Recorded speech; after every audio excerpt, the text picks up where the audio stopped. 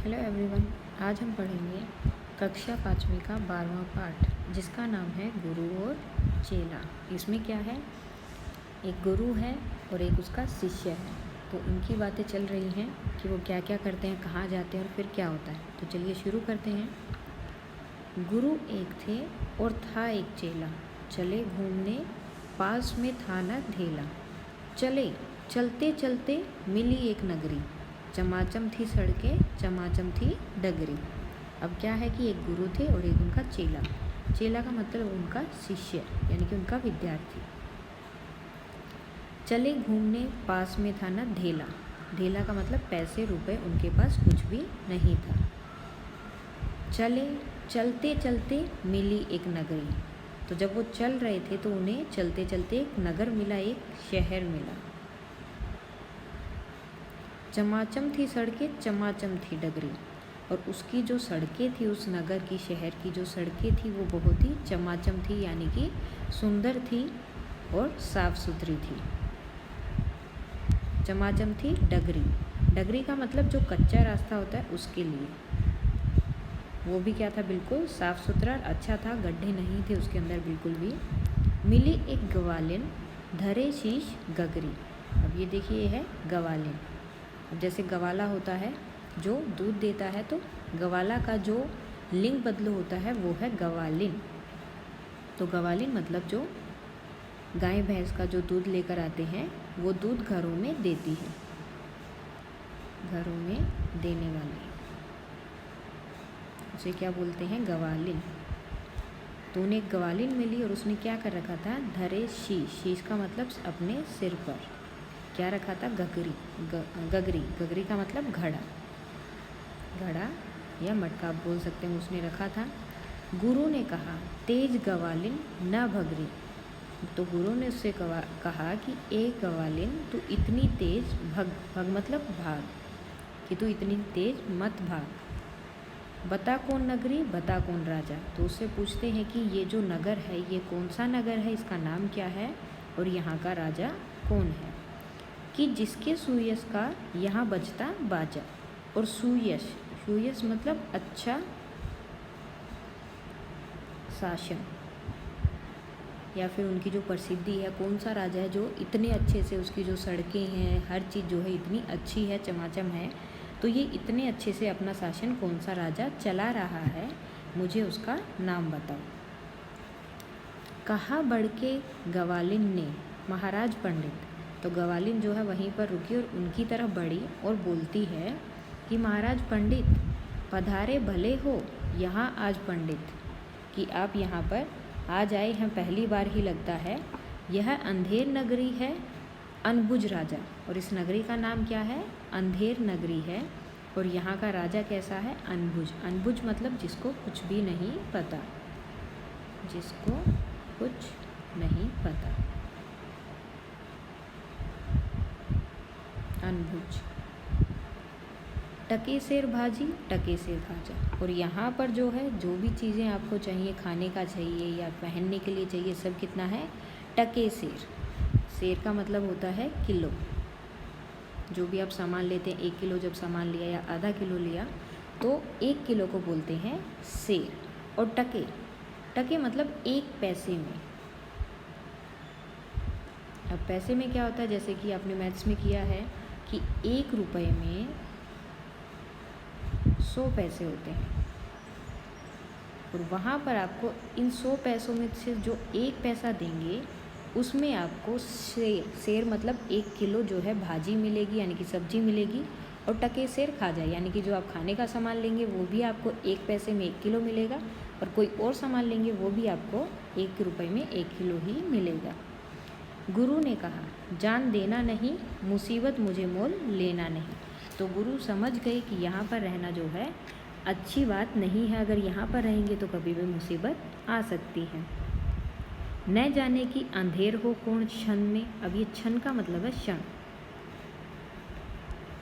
मतलब कि क्या पता, वो बोल रहे हैं कि इस अंधेर नगरी में अगर रहेंगे तो क्या पता किस समय, सेकंड में, मिनट में, क्या पता किस समय जो है एकदम से मुसीबत आ जाएगी। अंधेर से यहाँ पर मतलब है मुसीबत से। यहाँ ठीक रहना समझता न मन में, तो मुझे जो है मन में यहाँ पर रहना ठीक नहीं लग रहा है। गुरु ने कहा किंतु चेला न माना, गुरु को विवश हो पड़ा लौट जाना।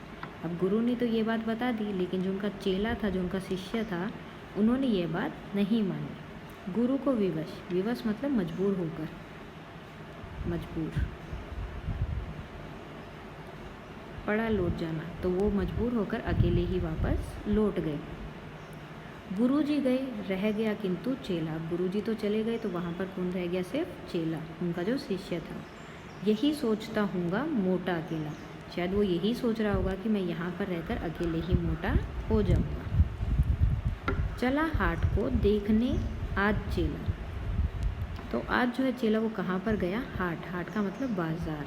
वो बाज़ार में देखने के लिए गया कि वहाँ पर कौन सी चीज़ें हैं, क्या क्या मिलता है।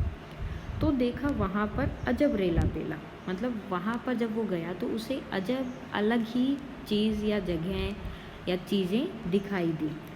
टके सेर हल्दी, टके सेर जीरा, टके सेर ककड़ी, टके सेर खीरा, यानी कि जैसे पहले बताया था कि 1 पैसे में उन्हें सब चीज़ें मिल रही हैं। और 1 पैसे में कितनी मिल रही हैं? 1 किलो। सेर का मतलब किलो, तो उन्हें 1 पैसे में जो है सब चीज़ जो है 1 किलो मिल रही है। टके सेर हल्दी, 1 पैसे में 1 किलो हल्दी, 1 किलो जीरा, 1 किलो ककड़ी और 1 किलो खीरा। टके सेर मिलती रबड़ी मलाई, अब उनको जो है टके सेर ही क्या मिल रही है? रबड़ी मलाई, यानी कि 1 पैसे में जो उन्हें 1 किलो रबड़ी मलाई भी मिल रही है। बहुत रोज़ उसने मलाई उड़ाई, अब उसने बहुत रोज़ जो है, बहुत रोज़ मतलब दिन, बहुत दिनों तक उसने जो है वो रबड़ी मलाई खाई। सुनो और आगे का फिर हाल ताज़ा, अब उससे आगे देखो कि क्या हुआ। थी अंधेर नगरी, था अनबुझ राजा। अब वहाँ की नगरी कैसी थी? अंधेर नगरी थी, और राजा कैसा था? अनबुझ, जिसे कि कुछ भी पता नहीं था। बरसता था पानी, चमकती थी बिजली, थी बरसात आई, दमकती थी बिजली। अब क्या बारिश हो रही थी और बिजली चमक रही थी, और जब बरसात आ रही थी तो क्या हो रहा था? बिजली की जो कड़कड़ाहट होती है, गड़गड़ाहट होती है, वो भी, उसकी आवाज़ भी आ रही थी। गरजते थे बादल, और बादल भी गरज रहे थे, और झमकती थी बिजली, और बिजली भी जो है जैसे कि आप लाइट ऑन करते हैं, एक बार बंद की, एक बार ऑन की, चालू की, तो उसी तरह से बिजली भी ऐसे ही लग रही थी बरसात गहरी, गहरी मतलब ज़ोर से, बहुत ज़ोरदार बारिश हो रही थी। धमकती थी बिजली, और ऐसे ही बिजली भी ज़ोर ज़ोर से कड़क रही थी। गिरी राज्य की एक दीवार भारी, तो उस बारिश में क्या हुआ कि एक दीवार वहाँ की राज्य की गिर गई। अब राज्य मतलब वो शहर जो है या फिर वो जगह जहाँ पर वो सब रहते हैं, जिसका नाम अंधेर नगरी है, उसे क्या बोला है? राज्य। जहाँ राजा पहुँचे तुरंत ले सवारी, तो वहाँ पर जैसे ही वो दीवार गिरी तो राजा जो है तुरंत अपनी सवारी पर, मतलब जो भी उनका घोड़ा था या गाड़ी थी, उसके अंदर बैठकर तुरंत वहाँ पर, तुरंत मतलब तभी के तभी वो वहाँ पर पहुँच गए। झटपट संतरी को डपट कर बुलाया, झपट, झपट मतलब जल्दी से, और संतरी मतलब उनका जो मंत्री था, जो ये सब काम देखता था, उसको। डपट कर, डपट कर मतलब डांट कर, तो उन्होंने जो है संतरी को डपट कर, डांट कर बुलाया। गिरी क्यों यह दीवार, किसने गिराया? तो अब मंत्री से पूछते हैं कि यह दीवार क्यों गिरी है और इसे किसने गिराया है। कहा संतरी ने, महाराज साहब, न इसमें खता मेरी, ना मेरा कर्तव्य। तो जो वो मंत्री हैं वो बोलते हैं कि महाराज, इसमें मेरी खता, खता का मतलब गलती, कि इसमें मेरी कोई गलती नहीं है, ना मेरा कर्तव्य, और ना ही ये मेरा काम है। यह दीवार कमज़ोर पहले बनी थी, इसी से गिरी, यह न मोटी घनी थी। तो वो बोलते हैं कि ये दीवार जो है पहले से ही कमज़ोर बनी थी, इस वजह से यह गिर गई, क्योंकि यह घनी का मतलब ज़्यादा, क्योंकि यह ज़्यादा मोटी नहीं थी, इस वजह से कमज़ोर थी और गिर गई। खता कारीगर की, महाराज साहब, न इसमें खता मेरी, ना मेरा कर्तव्य। तो मंत्री बोलते हैं कि खता, खता का मतलब गलती, कारीगर मतलब जिसने वो दीवार बनाई है, दीवार बनाने वाला, बनाने वाला। तो उन्होंने बोला कि इसमें मेरी खता नहीं, इसमें किसकी खता है? कारीगर की, जिसने यह दीवार बनाई है। न इसमें खता मेरी, ना मेरा कर्तव्य, ना ही मेरा काम है। बुलाया गया कारीगर झट से। फिर क्या हुआ, जल्दी से जो है कारीगर को बुलाया गया जिसने दीवार को बनाया था। बिठाया गया कारीगर झट वहाँ पर, और जल्दी से उसको राजा के सामने बैठाया गया। कहा राजा ने, कारीगर को सजा दो। तो उन्होंने सीधा उनसे पूछा भी नहीं, उनको सीधा बोला कि अब इस कारीगर को सजा दो। खता इसकी है, आज इसको कजा दो। इसकी ही गलती है, खता जैसे हमने पहले पढ़ा था गलती, कि इसकी ही खता है तो इसको ही जो है सजा दी जाएगी। कहा कारीगर ने, जरा की न देरी। तो कारीगर ने जो है बिल्कुल भी इसमें देरी नहीं की और उन्होंने बोला, महाराज इसमें खता कुछ न मेरी, कि इसमें मेरी कोई गलती नहीं है। यह भिश्ती की गलती, यह उसकी शरारत। ये किसकी गलती है, भिश्ती की। अब भिश्ती क्या होता है, जैसे सीमेंट होती है या पहले कच्चे घर बनते थे तो उसमें मिट्टी होती है, और उसके अंदर जो इंसान पानी डालता है उससे बोलते हैं भिश्ती, यानी कि मिट्टी को मिलाने वाला, पानी के साथ मिलाने वाला।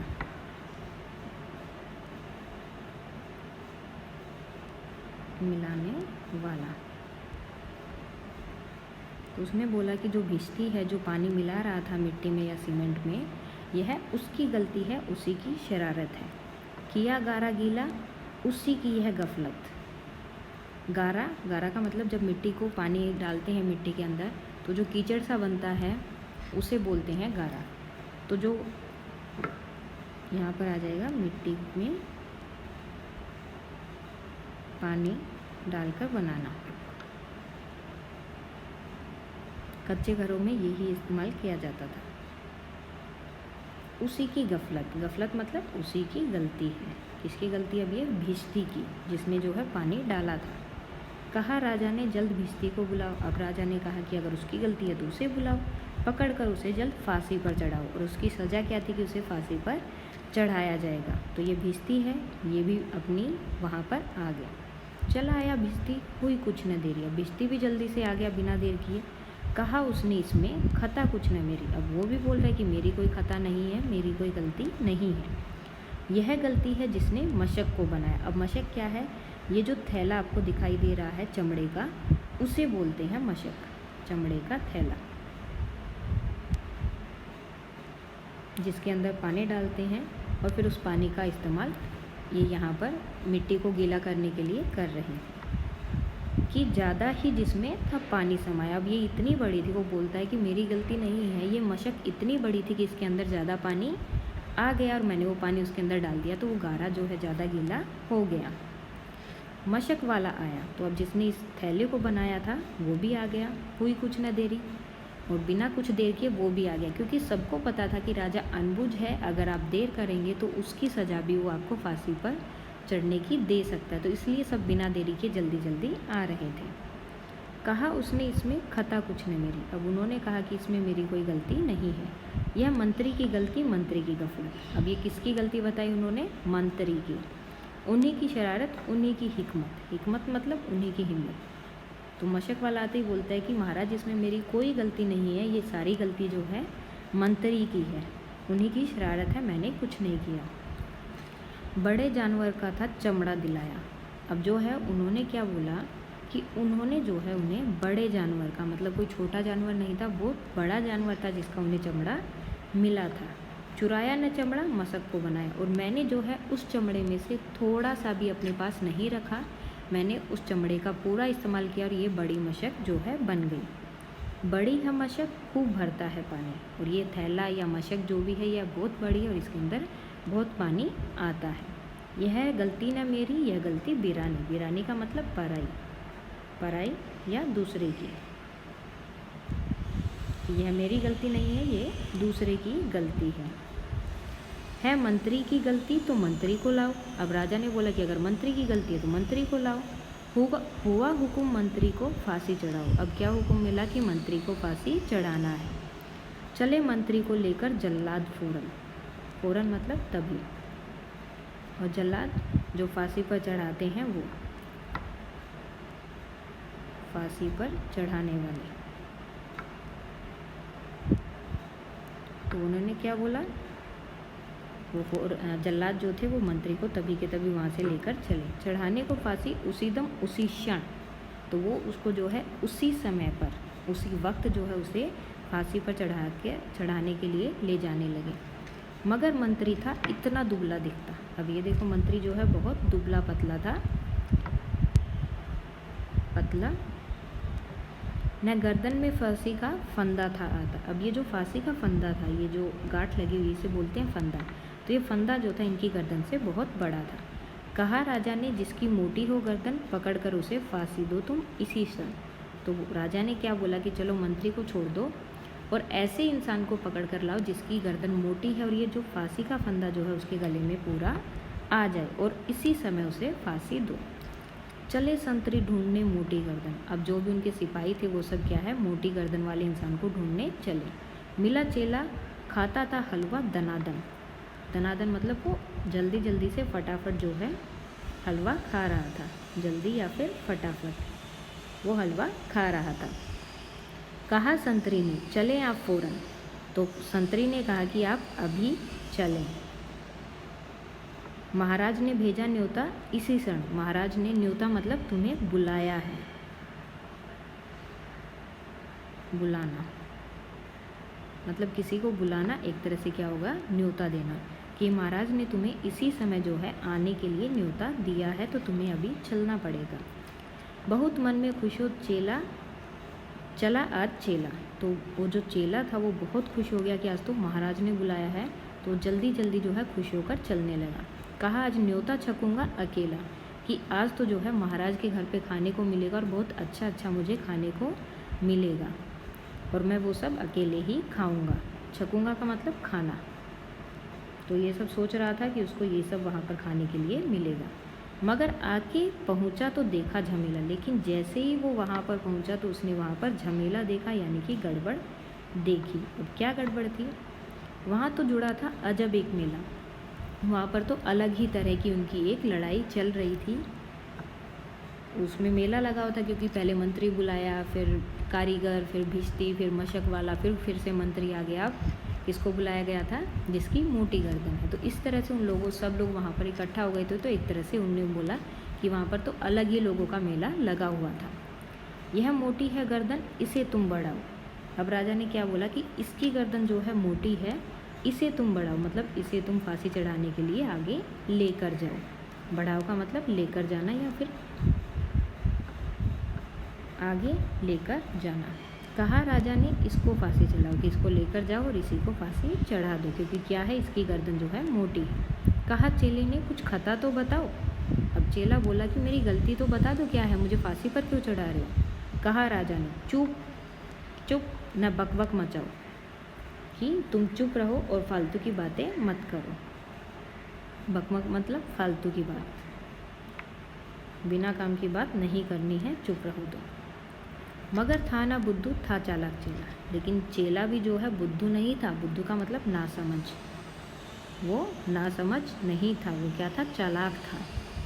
मचाया बड़ा ही वहीं पर झमेला। तो उसने वहीं पर ही एक झमेला, मतलब एक तरह से नाटक शुरू कर दिया उसने वहाँ पर। और क्या नाटक किया, कहा पहले गुरुजी के दर्शन करवाओ, मुझे बाद में चाहे फांसी चढ़ाओ। तो उसने बोला कि पहले मुझे अपने गुरुजी से मिलना है। दर्शन का मतलब दिखाओ या फिर उनसे मिलवाओ, कि मुझे जो है पहले अपने गुरुजी से मिलाओ, उसके बाद चाहे तो मुझे फांसी चढ़ा देना। गुरुजी बुलाए गए झट वहाँ पर। तो गुरुजी को भी वहाँ पर बुलाया गया। कि रोता था चेला खड़ा था जहाँ पर। तो वो चेला जो है वहाँ पर खड़ा जहाँ पर उसे खड़ा किया गया था वहाँ पर खड़ा होकर वो रो रहा था। गुरुजी ने चेले को आकर बुलाया। तो जैसे ही गुरुजी वहाँ पर पहुँचे, उन्होंने अपने चेले को, अपने शिष्य को अपने पास बुलाया। तुरंत कान में एक मंत्र गुनगुनाया और उसके कान में वो कुछ बोलने लगे, बात बताई। कौन सा मंत्र था वो अब देखते हैं। झगड़ने लगे फिर गुरु और चेला। फिर गुरु और चेला जो है आपस में ही दोनों झगड़ने लगे। मचा उनमें धक्का बड़ा रेला पेला। अब जो है वो एक दूसरे को ही धक्का देने लगे इधर से उधर। और किस लिए, गुरु ने कहा फांसी पर मैं चढ़ूँगा, कहा चेले ने फांसी पर मैं मरूँगा। तो गुरु और चेले जो है आपस में लड़ाई करने लगे। दोनों बोल रहे थे कि फांसी पर मैं चढ़ूँगा और दूसरा बोलता है कि फांसी पर मैं चढ़ूँगा। हटाए न हटते अड़े ऐसे दोनों। तो वो दोनों जो है ऐसे अपनी बात पर अड़ गए कि किसी के भी हटाने से नहीं हट रहे थे, यानी कि अलग नहीं हो रहे थे। दोनों जो है अपनी बात पर अड़े हुए थे और फांसी के फंदे के पास खड़े थे कि मैं ही चढ़ूँगा। छुटाई न छुटते लड़े ऐसे दोनों, और वो दोनों एक दूसरे से ही लड़ाई कर रहे थे। और जब उन्हें कोई बचाव के लिए आ रहा था, बचाने के लिए, एक दूसरे से लड़ाई छुड़वाने के लिए, तो वो नहीं छोड़ रहे थे। बड़े राजा फ़ौरन कहा बात क्या है। गुरु ने बताया करामात क्या है। तो राजा जो है तभी वहाँ पर आए जब उनकी लड़ाई हो रही थी और उनसे पूछा कि क्या बात है जो तुम ऐसे झगड़ा कर रहे हो, वो भी फांसी पर चढ़ने के लिए। तो गुरु ने बताया कि करामात, करामात मतलब कि क्या विशेष बात है जो वो इस चीज़ के लिए लड़ रहे हैं, फांसी पर चढ़ने के लिए दोनों ही आपस में लड़ रहे हैं, तो इसमें क्या विशेष बात है। तो गुरु बताते हैं चढ़ेगा जो फांसी मुहूर्त है ऐसी। तो गुरु ने बोला कि जो इस समय पर, मुहूर्त का मतलब समय, अच्छा समय लगा सकते हो, जैसे कोई भी काम करते हैं, जैसे शादी होती है तो मुहूर्त निकलवाते हैं, तो एक तरह से एक समय होता है कि अच्छा समय है कि इस समय पर अगर शादी करेंगे तो यह सबसे अच्छा समय रहेगा शादी करने का। मुहूर्त है ऐसी न ऐसी मुहूर्त बनी बढ़िया जैसी, वह राजा नहीं चक्रवर्ती बनेगा। अब गुरु ने क्या बताया कि यह जो समय है वह इतना अच्छा है कि इससे पहले ऐसा मुहूर्त, ऐसा समय कभी भी नहीं आया है, और जो इस मुहूर्त पर जो भी इंसान फांसी चढ़ेगा वह राजा नहीं चक्रवर्ती बनेगा। अब राजा तो मतलब एक राज्य का, और चक्रवर्ती मतलब पूरे संसार का जो राजा होता है उसे चक्रवर्ती बोला जाता है।